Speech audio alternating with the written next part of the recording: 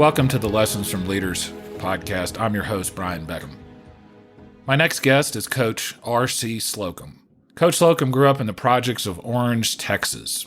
He worked his way through high school and got a scholarship to play football at McNeese State, the first person in his family ever to go to college. Coach Slocum then worked his way through the coaching ranks, and by the time he was finished with his career, he was the winningest coach in Texas A&M history, the winningest coach in Southwest Conference history, and a member of the College Football Hall of Fame, among many, many other honors. Most important, though, Coach Slocum is a man of faith, a man of honor, and a man of integrity. In the podcast, Coach and I talk about the upcoming college football season and whether Coach Slocum thinks we'll play or not, how he got hired as a coach at Texas A&M, which is a great, great story, what advice he would give to young people who wanted to get into the coaching ranks, some thoughts he had, some stories about some of the players that he coached who overachieved, what it's like to be a leader of men, the meaning of integrity and honor, what we can do together as a country to get through these trying times, the biggest game he ever coached in his career, and a lot more. I had a great time talking to Coach Slocum on the podcast. Coach Slocum, in my opinion, and in the opinion of thousands of other people, is one of the best Aggies around. He makes me proud to be a Texas A&M graduate and a sports fan, and he's just a great, great man.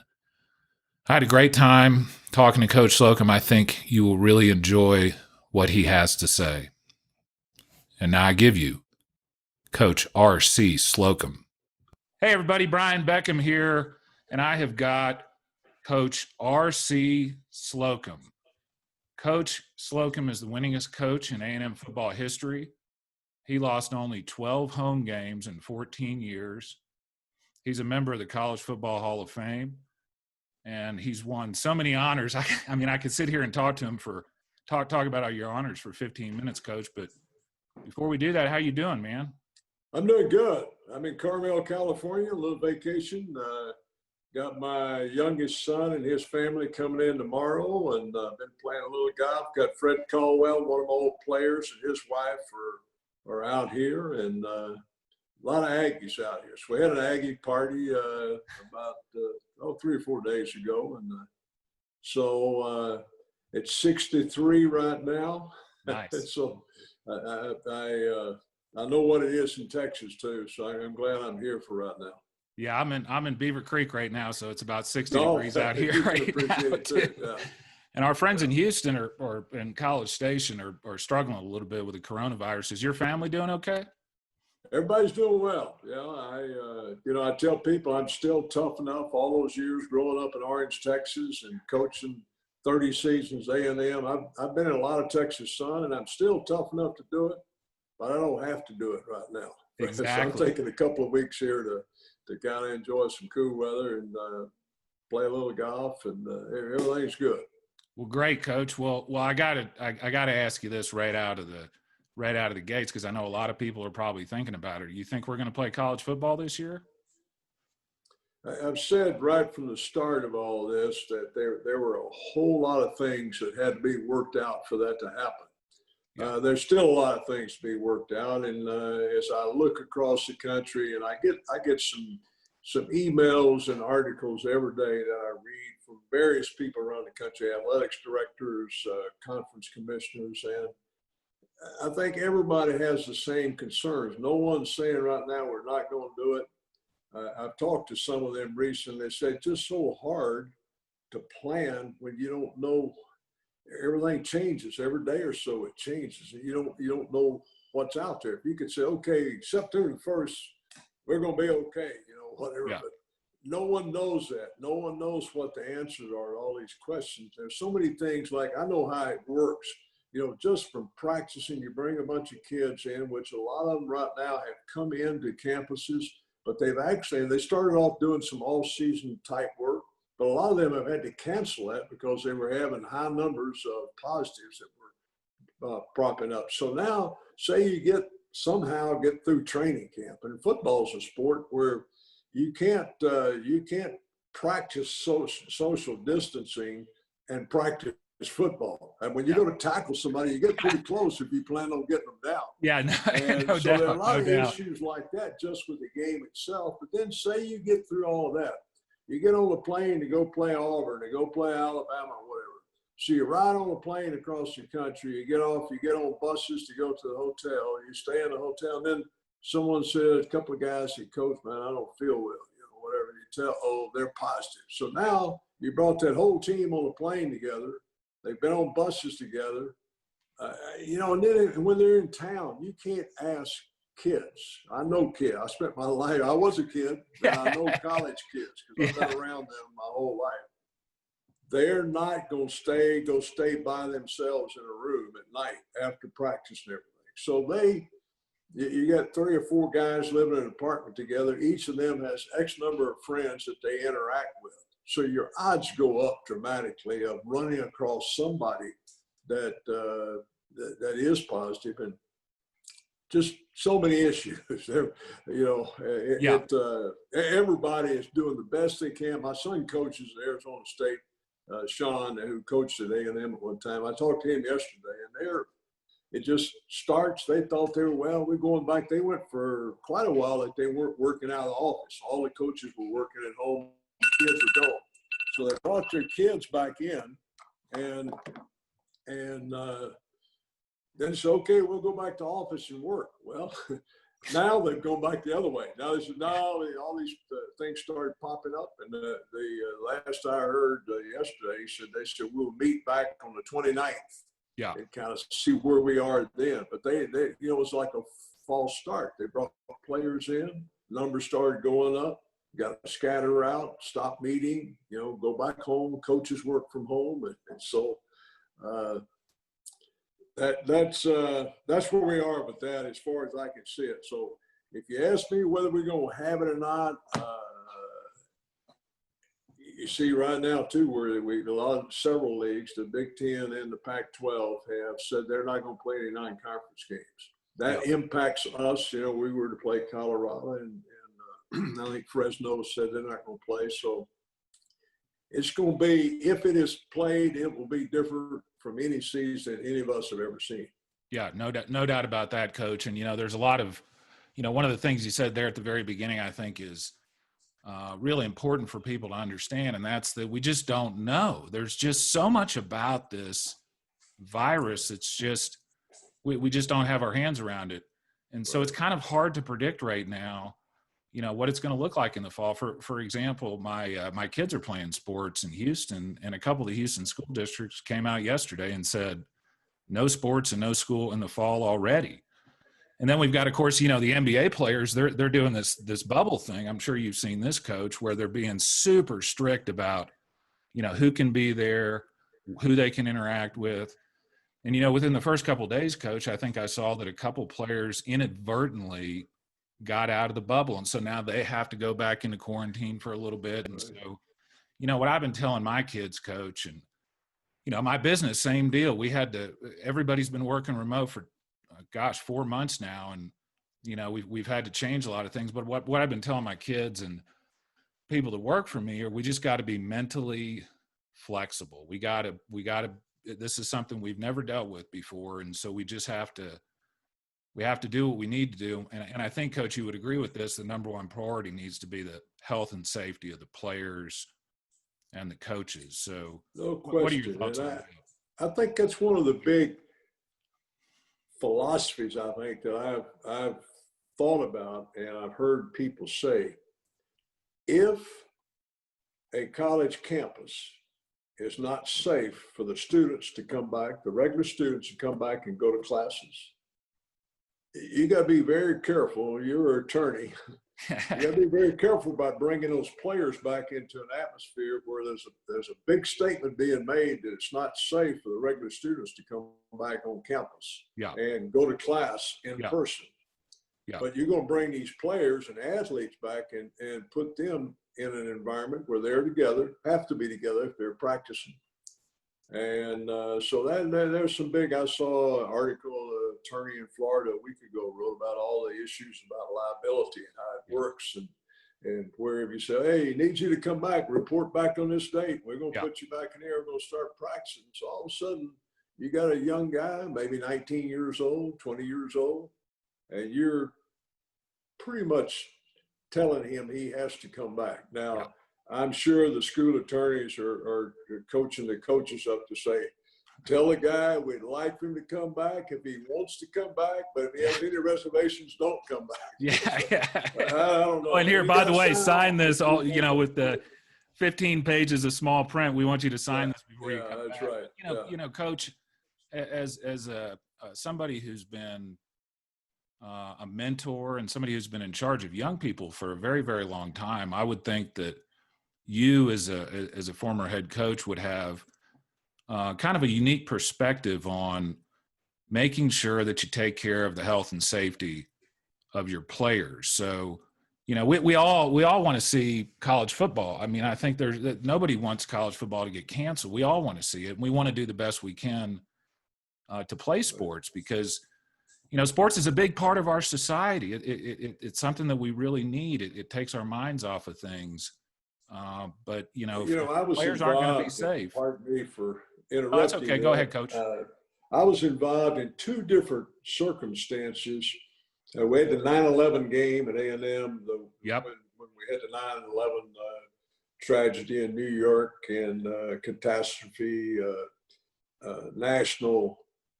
national issue, and then we had the bonfire at A&M when the bonfire fell. Both those cases, there was some talk about canceling those games, canceling or postponing. And in both cases, I said, I weighed in heavily in both cases of saying, I really think we'd be better served to have the games and bring the Aggie family together and we draw strength from each other rather than be all scattered off somewhere. So if we can, but the safety, as you say, has to be the top priority. We should not in any way do this unless we use the best science that we can use and determine that it is safe. And that's where I don't know how we're going to do that. I don't think we have that capability right now to know everything that we're dealing with. And as you say, this seems like this virus kind of bounces around and there's not a clear, I've not seen a clear statement about exactly who it affects and how it affects. And we've seen some young people recently that have had serious consequences from having the virus. We know it affects older people, but we've seen a younger line recently of being negatively affected. So I don't know. It's just, but one thing I'll say in dealing, we did this. I had choir practice with the team, and we'd say it's not the bad things in life that happen to you; they're important. Yeah. But it's how you react to them. Yeah. And we can choose as a nation, as a state, as a university. We can choose our reaction and say we're going to stay positive. We're going to be smart. Try to go by the science. Try to get all the information we can, and then whatever restrictions come up, we should go by them. I don't care how restless you get or how anxious you get to get out and get around and get back with people. You can say, you know what, right now we can't do it. For however long it takes, I'm committed. I don't have my mask on right now by myself. Yeah. But I'm out here. We wear our masks. We go to the golf course. We wear our masks till we get there and get separated. The restaurants here in Carmel right now are all outdoor seating only and spaced seating, no indoor dining.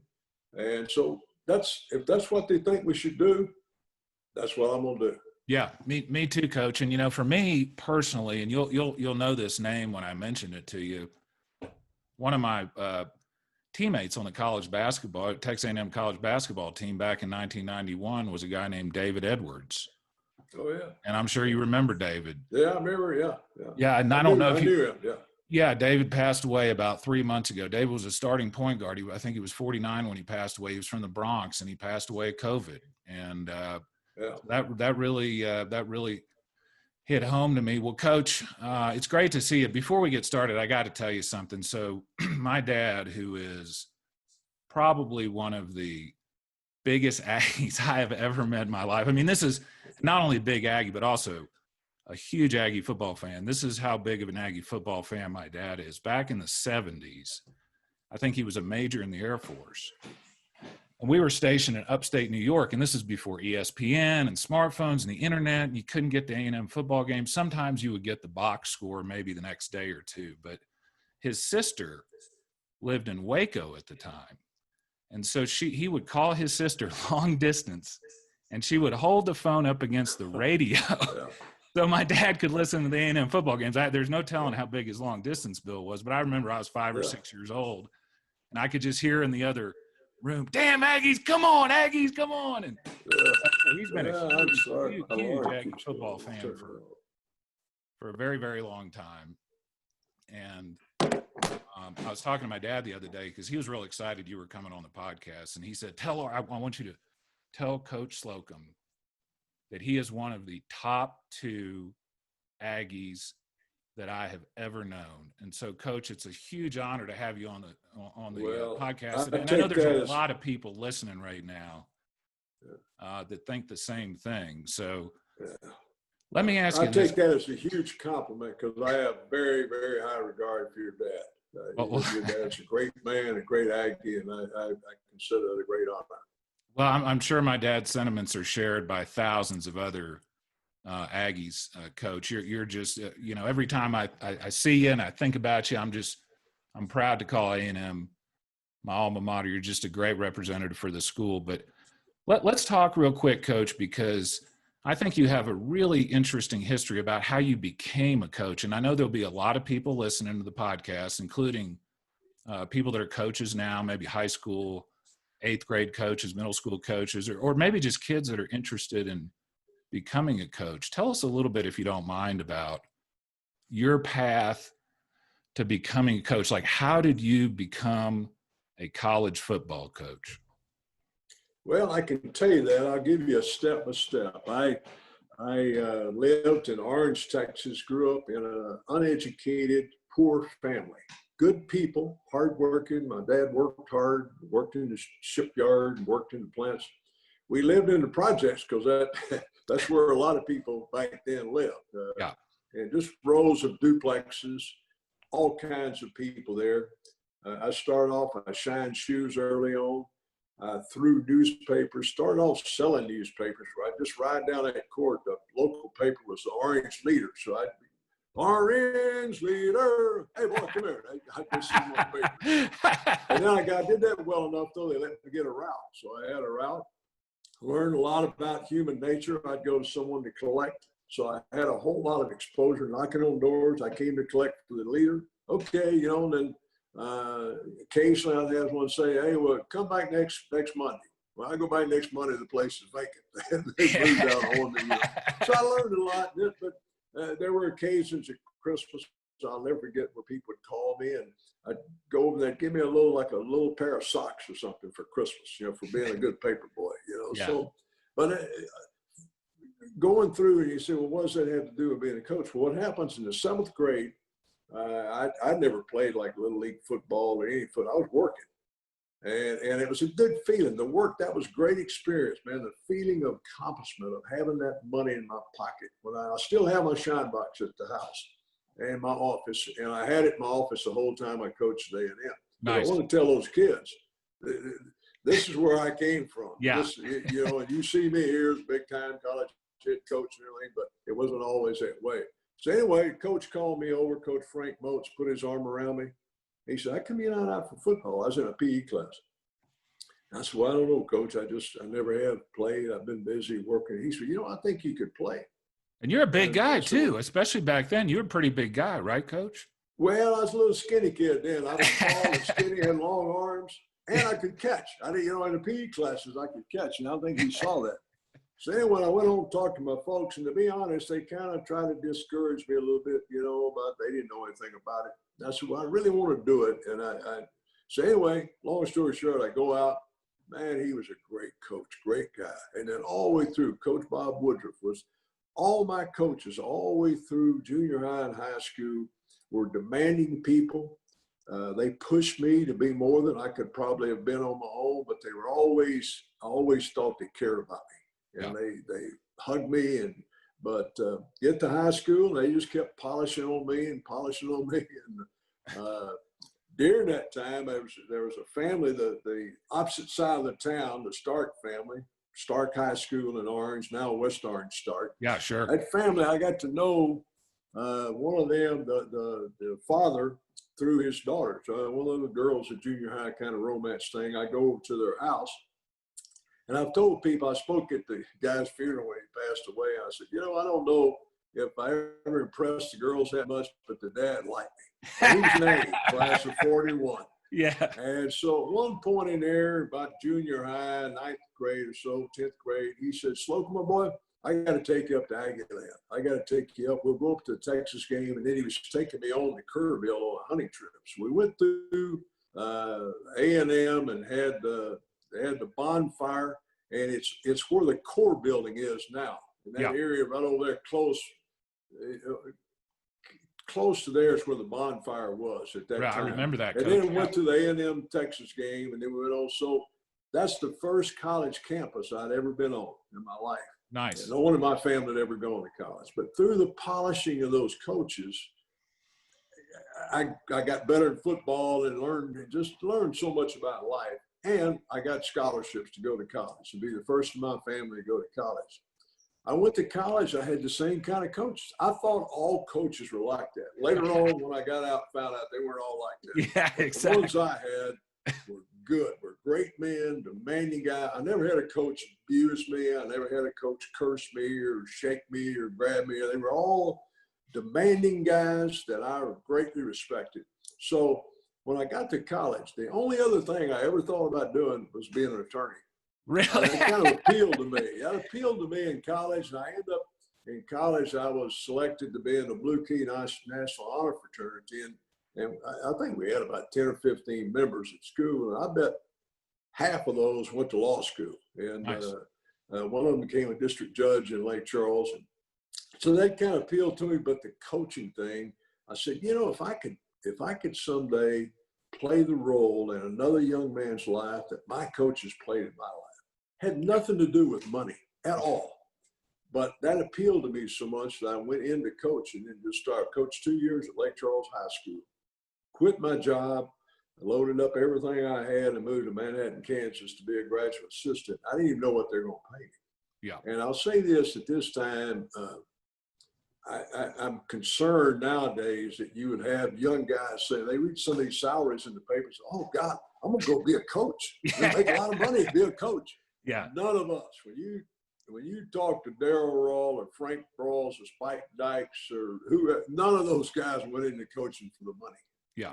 They went in it for similar reasons to what I did. They loved the game so much. They loved being around young men and helping lead young men. A lot of the guys just ahead of me had military backgrounds like your dad. They came out of World War II and out of the Korean War. So there was discipline and leading men and teaching men to grow up and be better than they can be. And all of that really appealed to me as a kid because it helped me. And then I coached that way. I thought it was good for guys to play a demanding sport like football, but they had to be rules. Yeah. And you had to do things a certain way. And it's so rewarding to me now that I have my players come back and say, Coach, I didn't totally understand you. Guys like Bucky Richardson. Yeah. And I didn't totally understand when I was playing, but now I get it. I got kids from all now, and I'm so thankful that Isn't that awesome? For a guy like you. Isn't that awesome? I get calls every day. I get text messages from kids that say, Coach, man, I appreciate you so much, what you did and things. And said, hey, we're going to do things the right way. And, you may not like our rules, but you're going to find out the rest of your life, they're going to be rules. For sure. And wherever you go where, for example, you go to McDonald's, you say, I don't like to wear this red and yellow outfit. I don't really like that. They say, you know what? That's fine. Won't you can go down to Whataburger and get an orange and white one or whatever. If you work here, this is what you wear if you work here. That's right. That's a simplistic illustration, but it's like, this is how we do things. We get off that bus. I want you dressed. One time I had a deal in those days, and this, it's more prominent now. But I said, we get off the bus. We're traveling, you can put your music on, listen to music and all of that. But we get off the bus, I want the headsets off. I want you looking like, I want you dressed, looking like you're you're on a business trip, and you're a young businessman going on a trip. We walk through that hotel lobby, and our alumni there.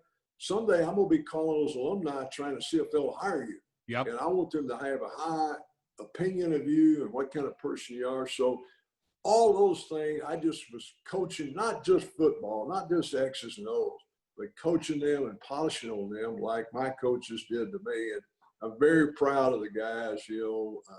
I mentioned Bucky. I bring him out to Carmel every year. There's a coach's classic golf tournament. Bring him out here. Successful businessman, got kids, successful father and husband, and Richmond Webb, Greg Hill.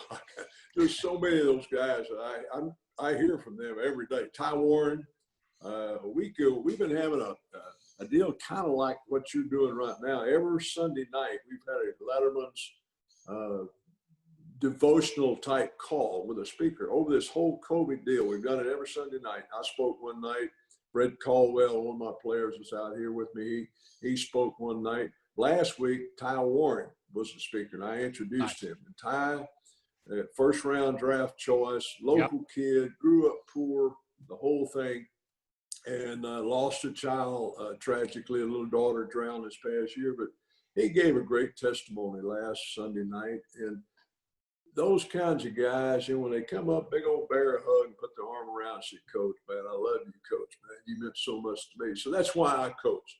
And so fast forward, I came to A&M with Coach Emory Ballard in 1972. The way I did, I came home, I was at Kansas State, got elevated, hired full-time at Kansas State. So I came home for Christmas, and I went over and visited the University of Houston. I had a high school coach of mine, was an assistant there. He gets me off the side. They were getting ready for a bowl game. And he said, hey, as soon as this game's over, we're going up to A&M. Emory Ballard has got the A&M job, and we're going to go with him. That was Melvin Robertson and Ben Hurt. And I said, dang, man, I'd love to go with you. I'd love to go. I love A&M. Yeah. He said, well, give him a call and use us as a reference. So I'm driving home to Orange, and a lot of people would have taken time, Christmas, and I'm saying, man, if I call up there, no way I'm going to get through to him. I said, I'm going to go. So I came home, got home that night, got up next morning at 3:30, and I drove the old 105. Yep. Drove all the way to College Station. I was there sitting on the steps of G. Riley White about 7 in the morning. Waited about 45 minutes, and Coach Ballard's assistant came in, and she says, can I help you? And I said, yeah, I'm here to see Coach Ballard. She said, well, the day's not a good day. It's his first day on the job, and he's got a full schedule with the media and got coaches here to interview. I said, well, I know all that, but if I can she said, does he know you? I said, well, not really. I wrote him a letter not long ago. She said, well, come on in. So she let me come in. I could tell she was put out with me a little bit, but I went in and I sat there. A little while when people started to come in. One of them came, brought me a cup of coffee. So around noon, one of the secretaries came and said, we know you've been here all morning. There's a place across the street there at the MSC. You can go over there and get some lunch if you want. I said, no, it's okay. I'm fine. I was afraid Emory had come in through a back door. You missed a chance, yeah. I missed my chance. So I stayed there, and about 1:45, his assistant, Hazel Grubbs, came out and she said, look, Coach Ballard knows that you've been here all day. And he's got a little short window at 4 o'clock today. And if you want to wait till then, he'll see you, but just for a minute. I said, that's perfect. So I went in at 4 o'clock and just started telling Emory all the reasons why he should hire me. That is, Coach, I was going to ask you about that story because I've heard that before. So for the people that are listening, it's not like Coach Slocum got hired immediately at every single job he got. And a lot of people have the similar stories, like Coach Slocum showed up at 7 a.m. and just wouldn't leave until Coach Ballard interviewed him. What an inspirational story, Coach. Oh, I tell young people when I talk to them, you got to keep turning over stones, man. You keep looking. Sure. Most of life's opportunities just don't come to you. Coach, they go to the people who's willing to get up early and stay late, knock on doors and turn over stones and do whatever you have to to go try to make it turn out like you want it to. That's exactly right, Coach. I remember the day I left for college, I was going down to play on the basketball team. And my dad gave me a book called Don't Quit. And it was just a picture book of athletic achievements where in football, basketball, the Olympics, you name it, where somebody could have stopped, but they pressed on. And I still have this book in my office. My dad had a little note on it that said, don't ever quit. Persistence wins. And I think that story you told is just a perfect example of how if you're persistent, if you don't quit, good things will happen. I'll tell you a quick funny story, Coach, about Ty Warren and Eric England. When I showed up to play basketball, I was they didn't call it this back then, but now they call it a preferred walk-on. So I didn't have to try out for the team. I was on the team. I go over to Nedham Steed, and these two big black guys walk in, and they look at me, and I was about 180 pounds, about 6'1", 180 pounds, real skinny. And it was Ty Warren and Eric England. And they looked at me and they go, "Hey, how you doing, man? Are you the new kicker for the football team?" But Coach, you talked earlier about, other than my dad, the person that probably had the most influence on my life was my high school basketball coach. I remember when I was in 8th grade, I was playing football, I was playing baseball, kind of like everybody in Texas did. We got this new coach, Clayton Brooks.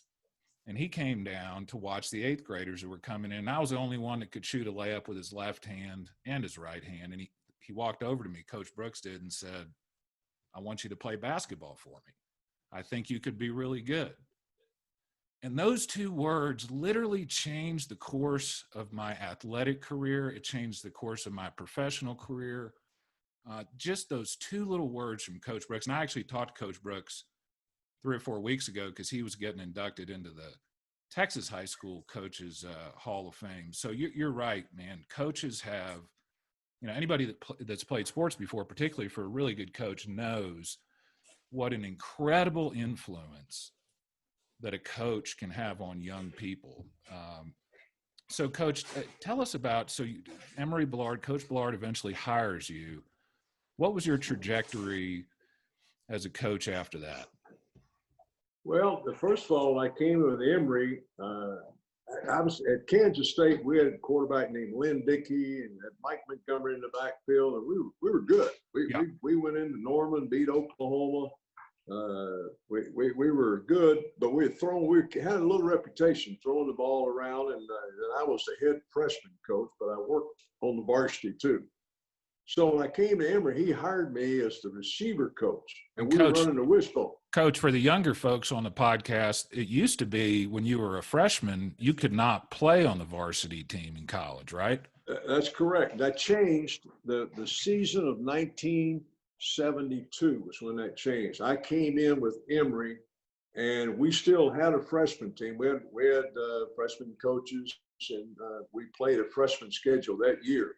But it was the first year that freshmen were eligible to play. So Bubba Bean, who I recruited, started for us as a true freshman that year. Yep. But we came in, I was a receiver coach, and I used to call it the stalk block coach. So we didn't throw the ball very much. We had a tight end and a wide receiver. But I had Carl Roaches and Richard Osborne. Who was the coach? Coach, who was the coach that said one time, there's 3 things that could happen when you pass the ball, and 2 of them are bad? Well, yeah, they credit Darryl Rawl with that. When Emory had worked for Darryl, so that was kind of our philosophy wasn't far from that. Yeah. But we were good. Emory was a great guy. Never really got the credit that he deserved, in my opinion, at A&M. We got there. Our facilities were so far behind, and we didn't have a whole lot. Bryan College Station wasn't a mecca at that time either. There wasn't a whole lot going on there. I remember like the A&W root beer stand and a couple other places, about the only restaurants there. Yeah, exactly. And so, but we did, and I'll say this, and this is something I think it's pertinent at this time to say this, that we got there. There was one scholarship black player on the team, Jerry Honore. Yeah. And had one walk-on black player named Mike Bruton. And so we there were some bunch of really good players around the state then. And I can remember this would sound really out of whack today, but at this time, at those times, it was a pertinent question. One of the assistants in one of our early staff meetings before we went out recruiting, our staff assembled January the 2nd, 1972. And so in that meeting, someone says, "Coach, how many black players do you think we can sign?" And everybody said, "We'll sign all that we can sign that are good people and good players.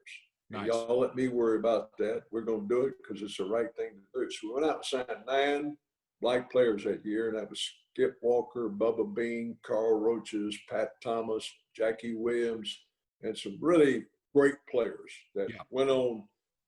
By the time they were seniors, we were the co-champs of the Southwest Conference and played a bunch of bowl games. And on defense, 74, we were number 2 in the nation, 75, number 1 in the nation, 76, number 3 in the nation in total defense. And, but I admired him, and I got to talk at his funeral. That's one of the things that I said. I always admired him as a man because he said it's the right thing to do. We're going to recruit guys that are good people and good players. Yeah. And we did that, and they added greatly to our success.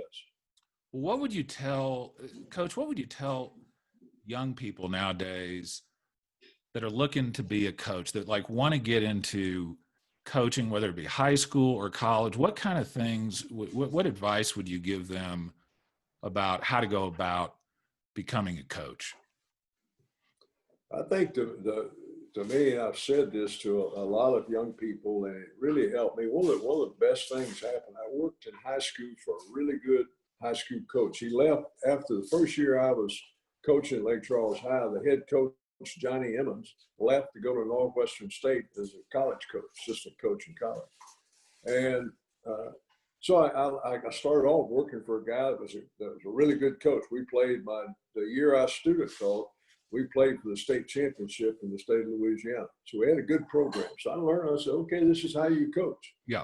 I go to Kansas State. Vince Gibson had been the defensive coordinator at Tennessee with Doug Dickey and a real good program. Had coached at Florida State with Bill Peterson and worked with Bobby Bowden at South Georgia Junior College. So he was a good coach. Then I come to A&M. I worked for Emmer Ballard, who's coached on the national championship team at Texas and invented the wishbone. And then I moved over to defense. After 1 year, I went over and worked for Melvin Robertson, who to this day, of all the coaches I worked with or worked for me, I would say he was the best coach that I ever worked. So I'm a young guy learning the right way to do things. Yeah. And I tell young people, don't worry so much about the money, whether it's coaching or whatever industry. Go somewhere where you can learn from someone that knows what they're doing. Go to a good company. Go to a reputable law firm. Go wherever you are. Don't go, well, they're going to pay me more to go. Don't worry about that. If you're good and learn the right way to do things, the money will come. And so no doubt. I'd say go find a place and say, I want to coach. I don't know a whole lot. I don't know anything. Just be honest about it. Yeah. I don't know anything. But if you'll let me work, I'll show up early, stay late, and I'll work hard and do a good job. And I'll be loyal and do all those things, And so the persistence, the character traits of honesty and loyalty and to the guy you're working for and supporting him, all those things, that hasn't changed. People are dying to find people. And I talk to the Aggies, corporate leaders, and other places too. See, it's hard to get guys that'll work. You get some really bright kids coming out of college. But I had a guy tell me not long ago, he said, I come here, I'm the first one here, and I'm the last one to leave. You got bright kids, but you can't get them to come to work. They want to leave as soon as they get there, and then they won't know we don't want to promote them. Yep. So I think learning those old-fashioned deals of being true to the people that signing your check, give them a good day's work. Don't show up the day you get there looking for another job. Come and say, I'm going to do a great job at where I am right now. I'm going to do a great job. If you do that, that other job will come to you. There'll be people seeking you out. Your reputation will spread. But don't go in there and the day you get there, be looking at where you're going to go next. Yep. And Coach, that is awesome because, as a business owner, as somebody who's in charge of hiring people sometimes, I know that if somebody has gone through any kind of sporting program or something like that, the chances are pretty good that they've learned some life lessons that apply to any sort of job. But like you're talking about, I remember the first lawyer job I had, and I learned this from sports. I said, I'm going to beat my boss into the office, and I'm going to stay until he leaves, because I'm going to show him how hard I want to work. And that's, you don't necessarily learn that by going to class. You learn that through extracurricular activities, through sports, through having mentors like you. Coach, I got a quick quote I want to read for you, and I want to, because I think this is the perfect time for this, and I want to see if you remember who said this, okay? I will turn this up a little bit. So here's the quote, Coach. I wouldn't trade winning another game or two for my reputation as a person. I've said from day one I'm going to do things the way they should be done. There were those that said, if you don't cheat, you're pretty naive. You can't win that way. Well, we're going to find out. That's the way we're going to do it. I'm going to be able to walk away, look myself in the mirror and say, we did it the right way. Who said that? Well, that's something that I get credit for saying. That's you, Coach. I had, the coaches that I had were so good. I never had a coach that taught me how to cheat or be a bad person. Every one of them I had was trying to polish me up and teach me the right things. And so I have to say that I'm a believer, a Christian, and I always operated on the premise, and still do, that someday I'm going to have to talk to the real head coach. Yeah, exactly. And I wanted to have good answers. When he said, I put you in a position, I gave you 125 young men down there every year to be under your leadership. And let's talk about what you did with them, what you taught them. Yeah. And so I wanted to have good answers for that.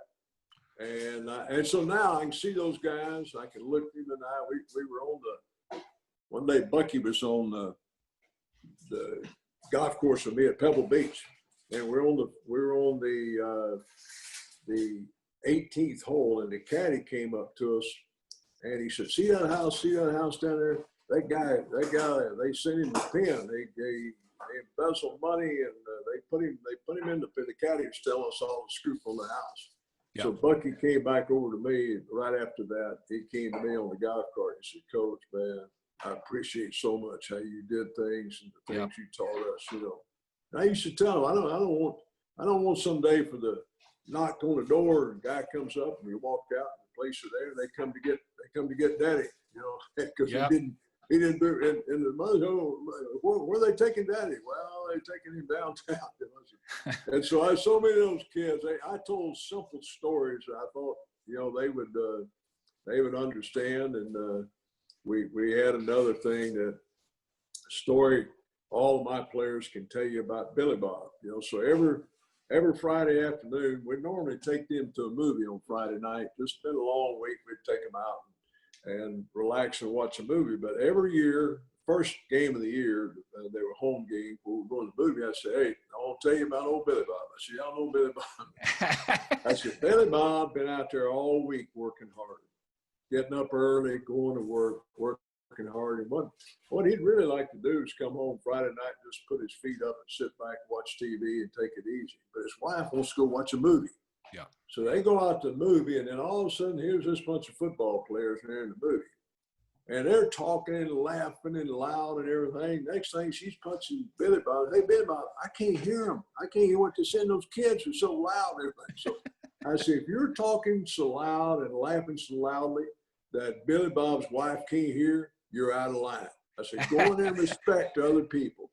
And I said something recently. I put a deal on Twitter that all this stuff that's going on right now, there's a simple rule that would go a long way towards solving this. And that is what I was brought up with, the golden rule. Treat other people like you'd like to be treated. I don't care if they're black, brown, green, what. Just treat other people like you'd like to be treated. Yeah. And if you do that, if we all did that, the world would be a better place. Yeah, Coach. And, in some ways, you and I and other people that have played sports or coached have a little bit of an advantage, I think, or like my dad who's in the military, because we're around people of all different races from all different walks of life. And so, at least for me personally, it enabled me to learn very, very early that it doesn't matter where you're from, doesn't matter what the color of your skin is, what the color of your hair is, or any of that stuff. What matters is the content of your character.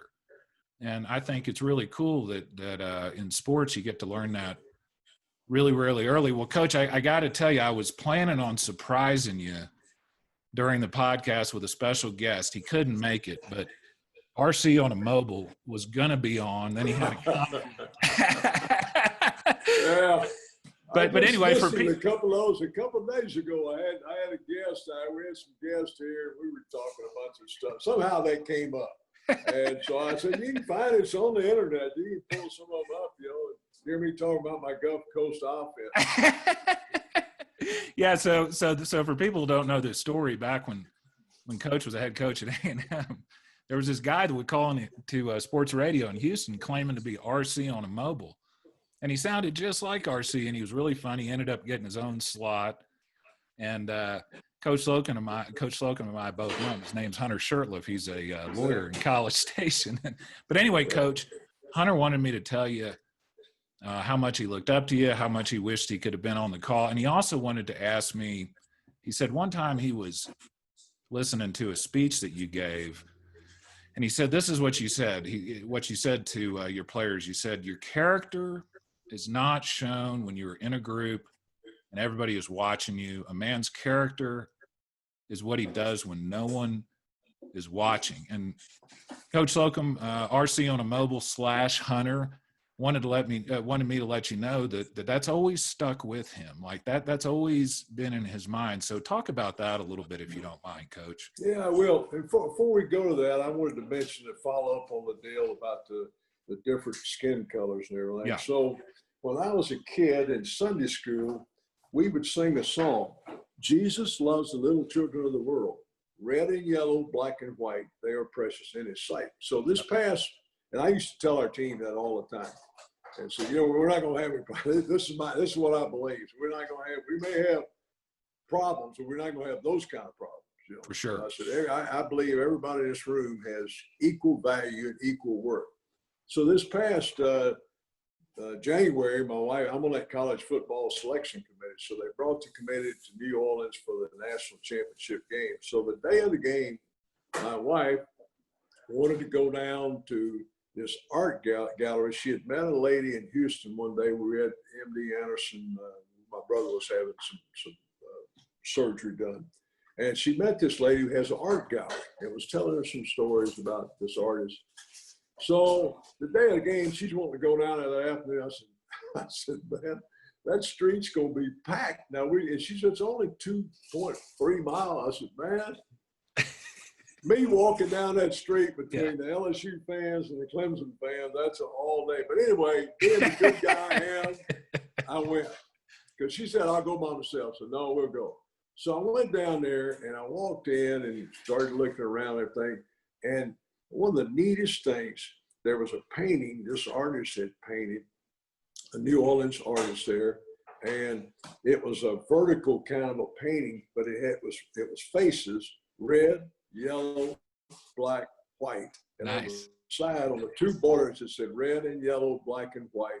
They are precious in his sight. Love so it. I bought that painting, brought it home. It's hanging in my house now. I love that story. Yeah. Love so that. Anyway, and then what's your next? I kind of lost track of what you. Yeah. So Hunter was telling me, he goes, man, I wish I could be on the call, but please tell Coach Slocum, because I was telling Hunter, I was like, yeah, my dad was saying, in his opinion, and I think in a lot of our opinions, Coach Slocum is one of the best Aggies of all time, bar none. And Hunter said, yeah, man, I totally agree with that. Just make sure and ask Coach about the quote about your character really your character is what you're doing when nobody's watching, basically. Well, yeah, I mean, and it's a basic fundamental, and it goes back to my upbringing. If you believe in the concept of that all-seeing eye, yeah, that's up there looking down on you. Your mom and dad may not be there, but that eye is always there. and just little simple things. Like a lot of time, you'll pull into a parking place. They got all the lines. Well, you see people pull in there and they just cut across the line, get out of the car there in a hurry. Yeah. Well, Next guy comes along, would like to have a place to park, but you've taken up two by the way you park. No one saw you do that. Yeah. And I'll get out of the car. I can't tell you how many times I've gotten out and I look and said, I can't leave my car parked like that. It's just not the right thing to do. You know, I go back, start it back up, and put it in where I'm taking only my space. You know? Yeah. So I think if you operate under that deal, that whatever you're doing, a guy told me a story, and I think this may be what Hunter's talking about. This story was given to me by someone else. So it's not original to me, but it says like when you're a little kid, if you can picture going out to a farm pond, then you pick up a pebble and you throw it over the far side, it goes plunk, and little circles start coming out. And then you say, I'm gonna throw it over here. You throw on that side, plunk, little circles start coming out. So as you continue to do that, it's like you in your life, what's happening. Sooner or later, and we've all watched it, I've watched a bunch of those little circles just keep getting bigger, and then they start overlapping. Yep. So after a while, as you go through life, whatever those things are, you are what you are. Yeah. And so your reputation, we all have the ability, and we all get to make our reputation. So you may go into the 7-Eleven across the street from A&M there, and some little guys in there working, and you go in there and you can be rude to him. You can be demanding, or how come you don't have this out here? Hurry up, do this, that. Or you can go in there and treat him like you'd like to be treated. Yep. So you throw out a little stone that day. And then you go and the janitor's coming through, sweeping up. And they all have their lives. They have problems with their kids. They have all the different issues that we all have. And they're coming through there. So you can just be rude or whatever, or you can be kind. And one of the things, I'll tell you a quick story. I was close friends. One of the big things in my life, I was close friends with President George H.W. Bush. So when he and I hit it off and we were close friends, he took me up to Pine Valley, New Jersey to play golf. Great course. Number one golf course in the country. Yeah. So we're sitting at a table, President, myself, and two other gentlemen, friends of his who came in. We stayed there on property and we're having breakfast. So we came there and this little elderly black lady came over to wait on us. And we were talking about our game and who was going to play and everything. He stopped everything he was doing, everything we were talking about. He turned his attention completely to her and said, how are you doing today? And then, just a pleasant thing. Oh, I'm doing good. But she was probably nervous about coming Former president of the free world. Yeah, yeah. And so then at some point, as she came back over there, he said, do you have a grandson or someone that would like a golf ball? Oh, yeah, I guess. So he takes a golf ball. He had some in his pocket and autographed it and gave it to her to give to her grandson. Beautiful. And so I've always thought, here's a guy, the former leader of the free world, sitting there, had his friends and his golf game and all that at a big place, said, time out. This lady came over and he made her feel very special that day. That's and awesome. That always, and there were 3 other people beside him. So he wasn't totally by himself that saw that, but I saw it and I never forgot it. It was a great example of kindness and treating others like you'd like to be treated. That's a wonderful story. The way my dad used to tell me that story was, he said, it's not how you treat the judge, it's how you treat the janitor. Yeah. You need to treat everybody the same, no matter what position they are, and treat them as human beings. Well, Coach, let me ask you a couple, and I apologize ahead of time if, asking coaches who their favorite this or that is probably similar to asking a parent who their favorite child is. So, but I do want to ask you about some of your experiences as a football coach. And in particular, I want to ask you if you can give us 1 or 2 examples of some players that you coached that when they first came under your coaching, whether it's A&M or any other coaching jobs, you didn't really know how good they were going to be. And then they ended up being really, really good players. So like, who are 1 or 2 examples of players that you coached that were the big time overachievers?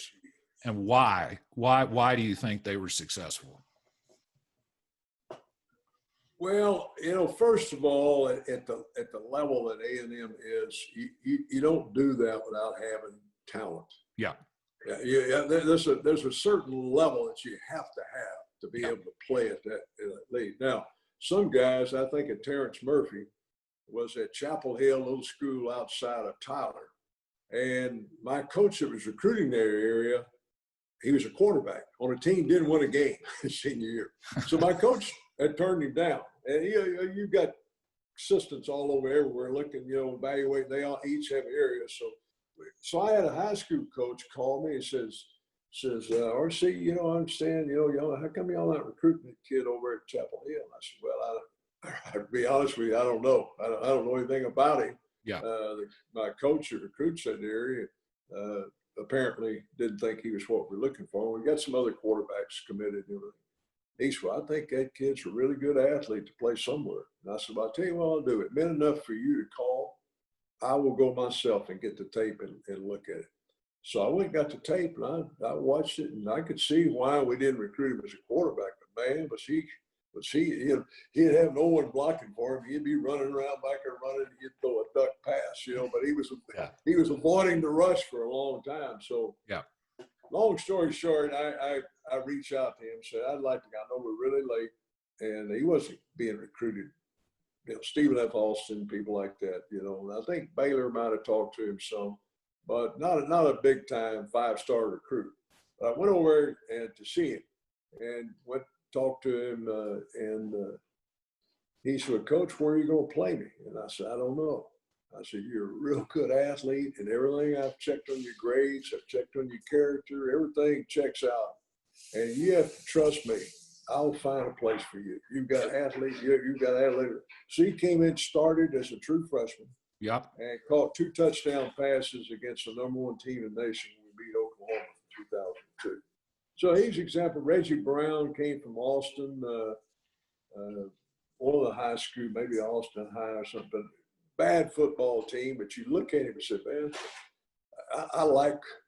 he wasn't highly recruited, but I just liked what I saw. Came in and made All-American, started first-round draft choice. And so most of the guys I'd say I never paid any attention to 5-star, 4-star, all that, other than I told my coaches, that's the indicator somebody thinks they're good, and you dang sure don't want to overlook or not thoroughly evaluate a guy. But I don't want to ever take a guy because somebody said he was 5 stars. I want us to look at him and say, in our book, he's somebody we think we can coach. He's got the character, he's got the athletic ability. And I used to tell them, we should never recruit a guy if we don't think he could someday play in the National Football League. We shouldn't recruit him.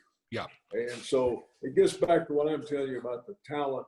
Domingo Bryant was at Garrison High. Well, I remember him. Oh, man. That guy could put a hit on somebody like you wouldn't believe, man. Yeah, he could play. So I tried to look at athletic ability, and I had a thing I'd learned at Kansas State as a young coach. We had a sign over our meeting room door, and this came from Vince, Tennessee. They said, if he can't run, he can't play. Yeah. And so one of the big factors in my recruiting, I wanted to know if he could run. Yeah. You look at Aaron Wallace, and you look at William Thomas, and look at all those guys. They could run. What about Johnny Holland? Johnny Holland was a quarterback in high school, right? Ended up being an All-American linebacker. Yeah. Yeah, he could run. I told him.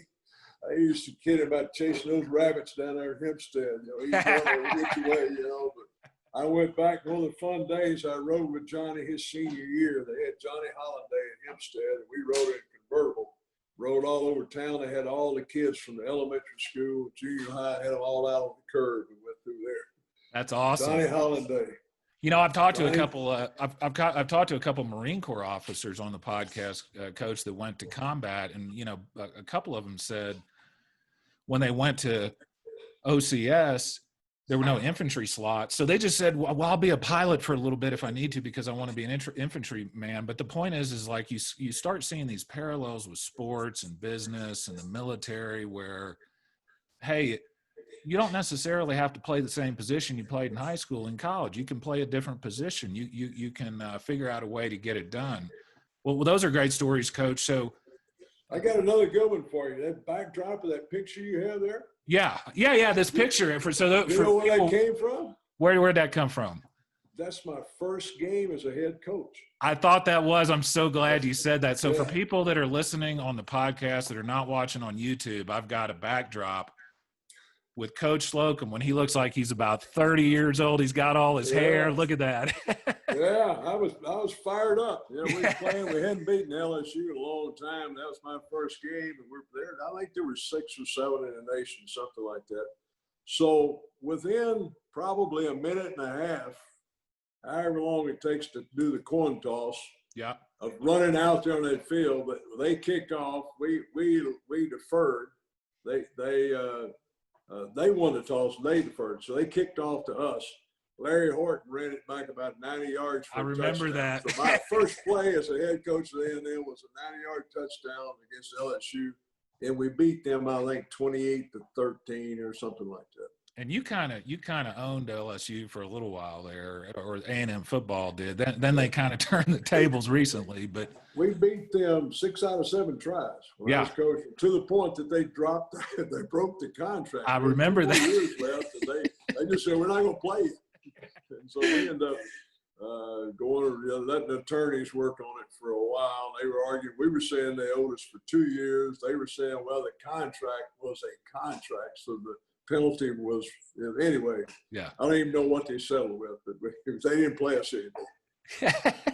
Well, Coach, let me ask you. I've got a couple more questions about some of the games you coached in and some of the players, and then maybe 1 or 2 questions about some advice you can give everybody during these difficult times. So Coach, in terms of the players you coach, who are a couple, 2 or 3 of the players that really stand out in your mind for their leadership abilities? And like, what was it about the particular players that you have in mind that made them such good leaders? I went into every home that I recruited, and I tell the parents, I wanted to see a young man in his home. I want to see how he interacted with his parents, or, had one parent. I want to see how he reacted to that one parent. And I tell them, I got 3 things that are important to me. Number 1, I want your son to be a good person. And if I didn't think he was a good person, I wouldn't be here. Yeah. And I'll promise you, I'll do everything I can to keep him going the same direction you have him going. Number 2, I want him to recognize how important getting an education is. I'm not saying he has to really like school, but he has to understand that getting a degree is important. Yeah. And that way we can eliminate a whole lot of conflict, because I don't expect that he goes to class and does his work, does all that. And number 3, and I promise you it's in that order, I want him burning up with being really good. And I promise you I'll keep it like that. So I had to face a deal at one point there towards the end. We had a deal where on the week of the OU game, I had about 9 guys had a study session, a departmental session. They came and said, Coach, we got this thing. It starts at, and I said, what time is it? Well, it was not even halfway through practice. I said, well, I told all you guys, and to me, that was a test, going back to some of the earlier things that you asked about. It was a test for me. I'd gone in those homes, told their families, I would always put academics number 1. Yeah. And the kids have heard me say that. Yeah. So now they're coming to me and said, Coach, we got this thing we really need to go to. This is going to be a hard test. So do you keep them there to practice football, or you say, no, I told you that I would put academics first. You guys come and get whatever you can get, and then hustle over there and get what you get. So I think those kinds of things. I had another example goes into your leadership thing. I think I had a young man came in to our summer camp, a receiver from Katy, and came in, and then we liked him a lot as a receiver. So his dad came on the day to pick him up. So they called me aside and they said, Coach, he wants to commit to A&M. I said, oh, that's great. That's great. We'd love to have him, but you got to understand what commitment means to me. And I don't want to get to say it. Commitment means I'm committing you one of my scholarships. Yep. and you're giving me your word that I can count on you. I don't need to keep looking at other people. You're saying, I'm going to be here, coach. I'll take your scholarship. I'll be here. So we got a deal. I said, I want to shake your hand. We got it right here in front of your dad. We got a deal. So anyway, fast forward through the summer. First game of the year, Saturday morning, the dad calls me. He said, did you hear what happened last night? I said, no, man, I didn't. We were busy getting ready at the game that day. Well, he told me his son, he said he tore his knee up last night. He's out for the season. He said, I just want to know how that affects the situation of them. I said, it doesn't affect it a bit. I gave you my word that your son had a scholarship. Go get your son healthy, get him well, and we'll stay in touch. We'll see you this fall, but don't worry one second about that. So to show you how it works, if you practice integrity, the superintendent of schools in Katy, I can't tell you his name, but that summer he spoke at the convention of the Texas School Superintendents Convention. So he got up and told that story about having integrity and about keeping your word. So now, if you do the right thing, it just might. I got every school superintendent in Texas heard the story about how Coach Slocum is a man of integrity. You can trust him. It's in all. The young man came back and he was never really the caliber player that he probably would have been had he not been injured, but he came back, got his degree. So I just think you get put in position sometime in leadership where you have to say, am I going to look for a short-term? Without a doubt that day, it would have been better for me to say, well, we made that deal based on your son being healthy, and now he's not healthy, and I'm going to go get someone else. That would have been a short-term, probably better thing for us to do. But in the big picture, we did the right thing because the word spread and we were able to, I wouldn't do it. I'd do it exactly the same way. Knowing the outcome, I'd do it exactly the same way again. And I'll bet you that, right. That makes it easy. No doubt about that. No doubt about that. And I'll bet you that young man today will act the same way when he gives his word to somebody that you acted when you gave your word to him. Right. So, Coach, let me ask you, because I'm really curious to hear this. You coached in a ton of huge football games, like you said, the 9/11 game, division championship games, bowl games, you name it. What game to you? What was the biggest game you ever coached in, like in your own mind? My own mind, without a doubt, was the bonfire game. Yeah. I mean, we had so much heartache over that period of time. I could not, and they were ranked, I think, 6th or 7th in the nation. We were playing a good opponent that day. And for people, Coach, not to interrupt you, but for people that didn't follow Aggie sports back then, the A&M bonfire collapsed and killed 12 students, including a friend of mine, Chris Breen, who I was in the Corps with. And then we had to play a football game pretty much right after that happened. So that's what Coach is talking about right now. Yeah. So that game, because and there was serious talk about not playing that game, and it was not my decision to make, but I did get a chance to weigh in on it, and I felt strongly that my players and the students at A&M would be better off to stay there and stay for the game and have their families come and us draw strength from each other. And we did that. But that being said, there's no way I could envision us not winning that game. I never thought that.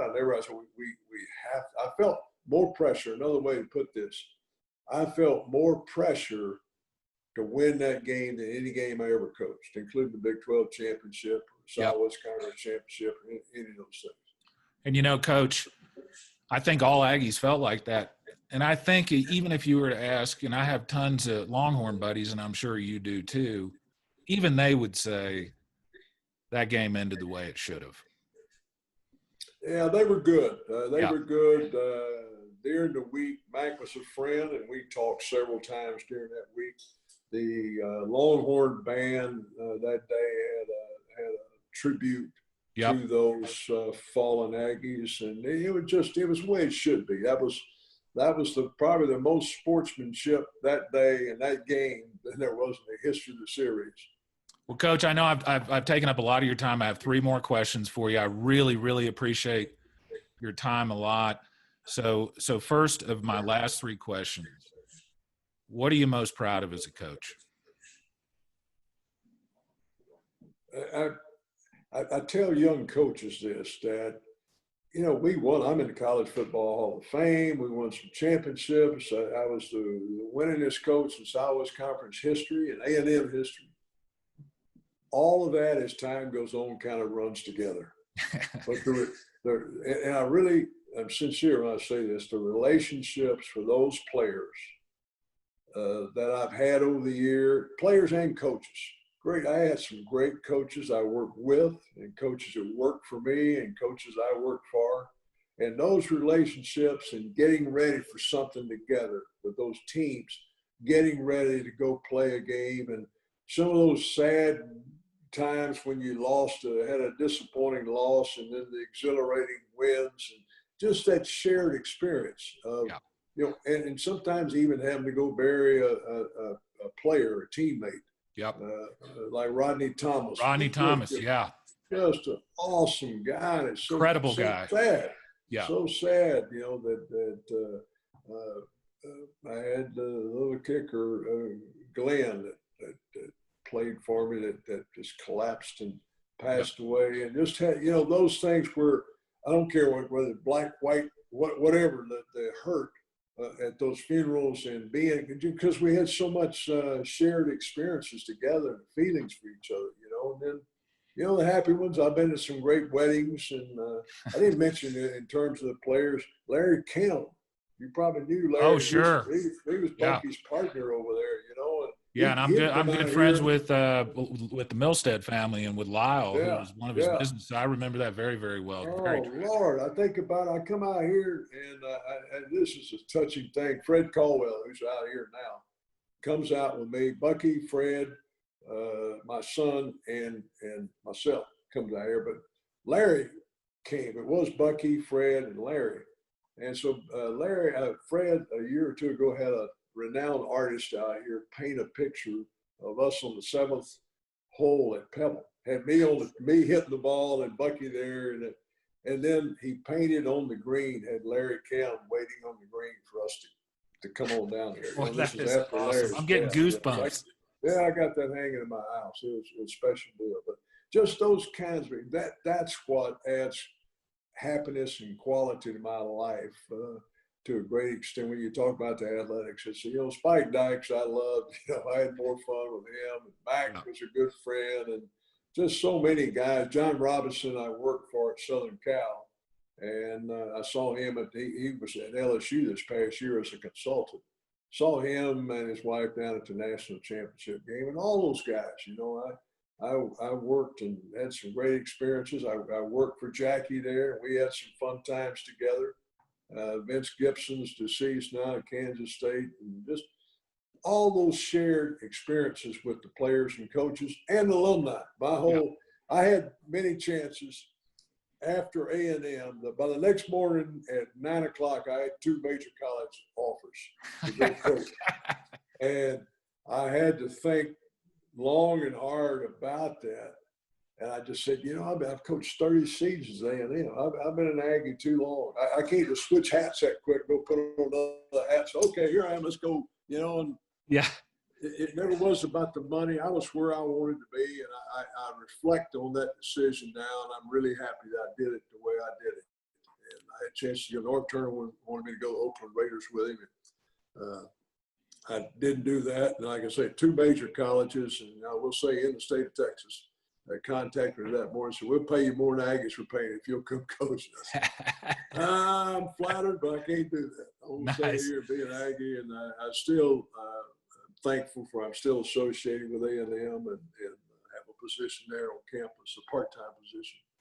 And both my boys are Aggie. I got 2 Aggie granddaughters now, 3 Aggie granddaughters. The third one just graduated this semester. And so that God is good and life is good. 2 more questions, Coach. So the second to last question is this, and I'll give you my answer to this question before I hear your answer. The question is, what do you want your legacy to be as a coach and human being? And to me, from my perspective, and I think I'm speaking for thousands of Aggies, your legacy will be, number one, a man of character and a man of integrity, and number two, a damn good football coach. But what do you want? Like, if you could write your own legacy, what would you want people to remember Coach R.C. Slocum for? Well, I think you pretty well summed it up. First and foremost, to say he was a good guy. He was a good man. I don't know if you saw the movie Saving Private Ryan. Sure. And into that thing, there was he was getting to come home, and his question, have I been a good man?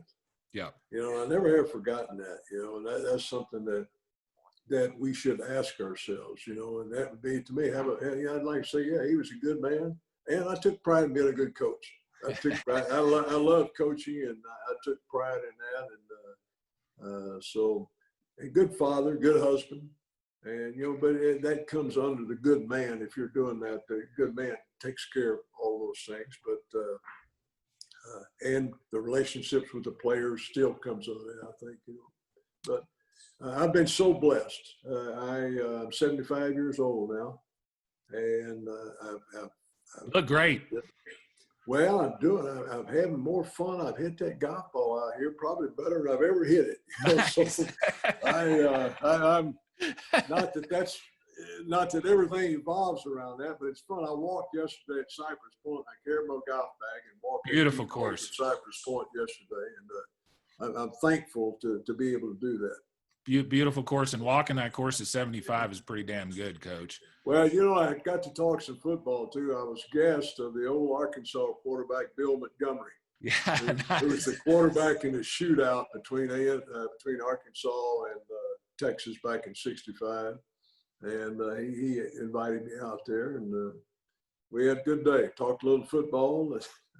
Hey, tell Bucky if you run into him, by the way. Last time we played, I beat him by 2 strokes. So he's good, then. Yeah. Pretty good player. I was so proud of that. I told my dad, I was like, yeah, I beat Bucky Richardson by 2 strokes. Of course, I had to make like 7 10-foot putts and chip in a couple of times. But Coach, Bucky, I've played with him a lot. He can play. He's a good player for sure. Yeah. Good athlete in general and good guy. Well, Coach, I have one final question for you. I have to ask you this. I've asked some of the Marine Corps officers I've had, congressmen I've had, some other people I've had. I think you're the perfect person to ask this question to. We're going through very troubling times right now with the virus, with the protests, with all the political stuff, and it's just kind of hard times for people right now. And so I want to ask you, as a coach, give us some coaching. Like, coach us up. Tell us something positive. Give us something that, as a country, we can think about from a more positive perspective. And kind of how we can get through all this stuff together, Coach. Well, I mean, I'd love to talk for a couple hours on this topic, but I'll try to keep it within your time frame. I used to talk with the team. Teams have problems too. You'll get on a team and, well, we all be running it more, throwing it more, doing this or that, or whatever all the issues are. So I used to talk to the team about, when you get in situations like that, you should ask yourself, am I adding to the problem, or am I part of the solution? Am I helping with the solution, or am I adding to the problem? So people get on Facebook and get on Twitter, and people go to the barbershop and go to wherever they go. And all of those conversations, we should ask ourselves, with my comments and what I'm saying, am I helping things to be better? Now, I'm not going to change the world, and you're not. But we can, in our little world, in our little circle of friends or people that we run into every day, we can do our part to be part of the solution and not add to the problem. And it starts off with, the thing of treating people like you'd like to be treated. I heard Saul some time ago, I heard a statement or read it or something that says, try to talk without being offensive, and try to listen without being defensive. Yep. And I think right now, with all that's going on, it's important that when we talk, we try not to be offensive.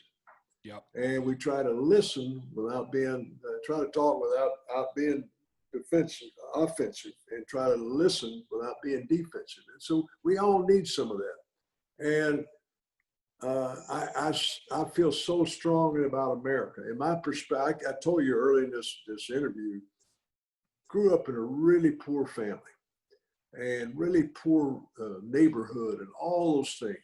And when I was inducted a few years ago into the Horatio Alger Association of Distinguished Americans in Washington, D.C., one of the things I said that night, I'm so thankful that I was never told that it was someone else's fault that I lived where I lived and that we were poor.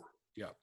I was taught that I was so blessed because I lived in America, a place where if you were willing to get an education and learn how to work, that you could, the sky's the limit. My dad would say, someday, son, you can be over on the other side of town if you work hard and do a good job, learn to treat people with respect, take pride in your work, get an education.